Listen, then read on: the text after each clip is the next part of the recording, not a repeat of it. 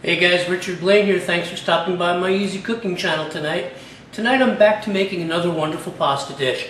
And I know a lot of you are thinking, oh boy, here we go again, another pasta dish. But hey, people like my pasta dishes and I get requests for them all the time, and I like to make them a little bit unique. So tonight I'm going to be making a rather unique pasta dish for you. I'm going to be making something called pasta con l'escargot. That's right. Pasta with snails. How many of you guys like to eat snails out there? I'm talking about escargot snails, French snails. Escargot are the land snails that are cooked and eaten in French cuisine and in the cuisine of other countries. And the word escargot is the word for snail in French, okay? The word cargol or caragol is the word for snail in Spanish or in Catalan as well. Now there are some standard species of snails used in French cooking. The one that is most prominent is called Helix pomatia. Okay, this is a little more scientific than we need to be, but that's okay. There are others called Helix aspersia or the petite gris, or even Helix lucorum. Okay, but that's more science we really don't need to know about. It's just I thought it was a little bit interesting. Okay. Usually in French cooking, before the snail can be applied to a starter or even a main, the French have to first harvest the snails, and then they have to put them through a process called purging. And purging means the starving or the fasting of the snail, and then the feeding of the snail of something wholesome that will pass through its digestive tract to clean out all the undesirable matter in the snail's digestive system. And that usually, the food that usually gets fed to the snails would be something like cereals or cornmeal after the snail has been starved, so it's ravenous. And that cornmeal or cereal will pass right through the digestive tract and clean out all the toxins so that the French can then kill the snail, remove and cook the snail, and then replace the snail back into the shell to be preserved. Usually as a starter, a serving is between 6 and 12 snails.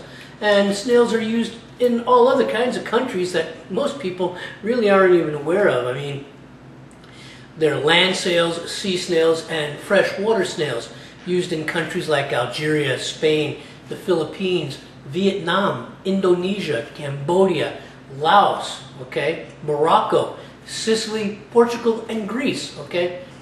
All these countries use snails, and no matter where snails are found, and no matter where snails are served, they are always considered a delicacy, okay? So without any further ado, let's get going, and let's make some pasta con l'escargot. All right, the first order of business is to cook the pasta, okay? I'm using a rather thin spaghetti, not quite a spaghettini. I'm using spaghetti number 8. It's a little bit on the thin side, and I'm just going to get that into the water. There we go. And a nice coil.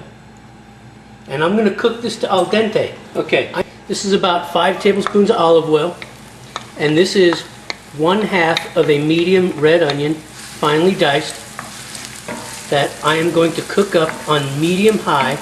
I just want them soft. I don't want them browning. Okay, this is going to take a couple, 2-3 minutes. I just want them softened up. I don't want them browning up. All right, the onions have softened up. They're not browning. We just want to infuse the oil with the taste, okay? And I'm going to put about 1/2 pound of mushrooms. These are sliced baby portobellos, okay? I'm just going to mix these up in it, okay? Get them wet. If the mushrooms happen to soak up most of the oil, I will add just a little bit of chicken stock to make up the difference, because mushrooms are like sponges. They certainly are like sponges. Yeah. There we go. Toss. And I'm going to cook this for about 2 or 3 more minutes.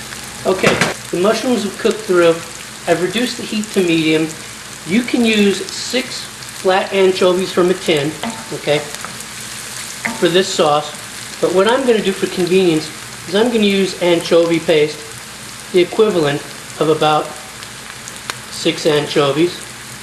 Don't worry about the fishiness, because the end product of this dish, you will not notice it. It will not be anchovy-y tasting, okay? So don't worry, people going, ooh, snail, ooh, anchovy. Believe me, this is a classic sauce, okay? This is French meeting Italian cooking right in the middle, and it's going to be delicious. So, all right, now we're going to add finely minced garlic, okay? And we're going to stir this around. We are trying to infuse flavors into this oil, because to tell you the truth, snails taste fantastic, but they smell a little bit funny. Now, I've rinsed mine. I'll be using canned escargot from France. They're in a brine, and that's perfectly fine, because it's very hard to find live snails in most places. The canned ones work just fine. I can smell the garlic infusing in there already. I'm going to let the garlic soften, and we're going to move on to the next step. Okay, guys. The garlic is softened, and I'm adding 2 tablespoons of lime juice. Now, you can use lemon, but I've made this recipe before, and I actually prefer the taste and the tang of lime. Okay, I'm going to reduce the heat down to medium. Okay, and let that lime blend with the mushroom and the garlic. Okay. Going to add a touch of black pepper. Right away.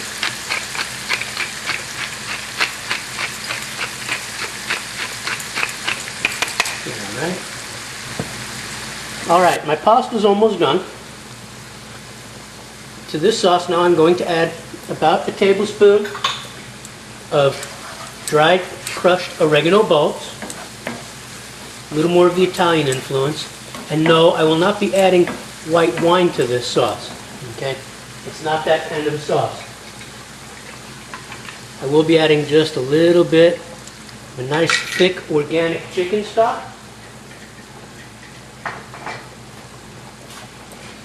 To help blend these flavors. There we go. I've reduced the heat to low just to get it to a simmer for the rest of the steps necessary. Okay. I'm going to have to strain the pasta right now and put it back in its bowl, but before I do that, I'm also going to add about 1 tablespoon of dried basil. This recipe wasn't necessary to have fresh. Dried works just fine. Most of us keep dried in our cupboards. We don't always go out and get fresh. And if you look at this sauce thickening up, it's going to be delicious. I'm going to add just a little bit more of that organic chicken stock. And I'm going to mix it around at the simmer. I'm going to strain the pasta. Okay. And then put a cover on it to finish this sauce. Oh, just look at this sauce. And we're not even done yet. Okay. The sauce is simmering on medium. Okay. And if you look at the sauce, this looks like any typical Italian or French style sauce that you could just toss the snails in and serve on a plate as a starter. Okay. But we're going to do this as a pasta dish. Now, the mushrooms did soak up most of the rest of the oil, so I did put the rest of the 1 cup of organic chicken stock into this. And now I'm going to add a thickener. I'm going to be adding some sour cream. About 4, maybe even 5 tablespoons of sour cream. Who doesn't love sour cream?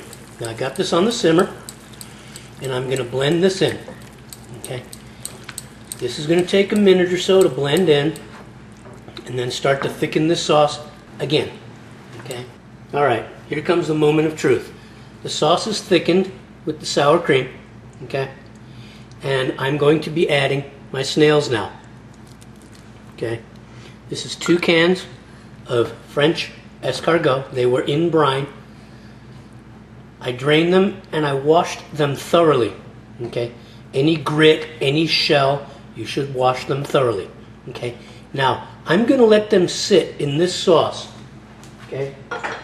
Even though they're already cooked, they're very tender and they're not going to stiffen up. The reason I'm going to let them sit in this sauce as the sauce comes back to a simmer is to infuse all the flavors of the sauce so that people don't say to themselves, God, these snails smell. Because they do have a strange little odor. that most people are not used to. But believe me, folks, they're delicious. This is a delicacy. This is something for the palate to experience at least once this way or any other way you can find them. So I'm going to let these sit in here and simmer and soak up some of the flavor, and then we're going to move on to the last step. The sauce has come up to a bare simmer, and I have 2 more flavor layers for it, okay? Here is just a little bit of my favorite cheese, Gorgonzola, okay? This is going to add another level of creaminess to this sauce, okay? And it'll help to thicken it. There are many layers of flavor in this sauce, and I promise if you make it the way I'm making it here, you'll be able to taste every last one. You notice I'm not putting pepperoncino. This sauce is not meant to have heat, okay? Not like I usually like to do, okay? This sauce isn't meant to have pepperoncino, okay? This is supposed to be savory and delicious, okay? So the Gorgonzola is melting in there, okay? And it's going to come back up to a simmer, because each time you put something cool in there, it takes the temperature down. Ah, God, I should have been a saucier. I have so much fun making sauces, it's ridiculous. Sauce like this would go good on anything. Meat, chicken, fish, snails. Just look at it. Nice and creamy, a lot of layers, a lot of contrast. And I'm going to bring it back up. Okay. And we're going to add some walnuts. That is the last of the layers. This is going to add some crunch. Okay. Now you can either toast these walnuts or add them in as is. Okay. I added them in as is this time. I could have toasted them. Okay. But I wanted the natural crunch or the natural flavor of the walnut. So they've been added as is. I'm going to bring this back up to a simmer, and then I'm going to plate up. Alright guys, so there it is. A lovely plate of pasta con l'escargot. One final thing I do like to do is I do like to add some slivered cheese. This is Parmesan, Asiago, and Romano cheeses. Okay, I just like to put some slivers on and around. Okay, another layer of flavor.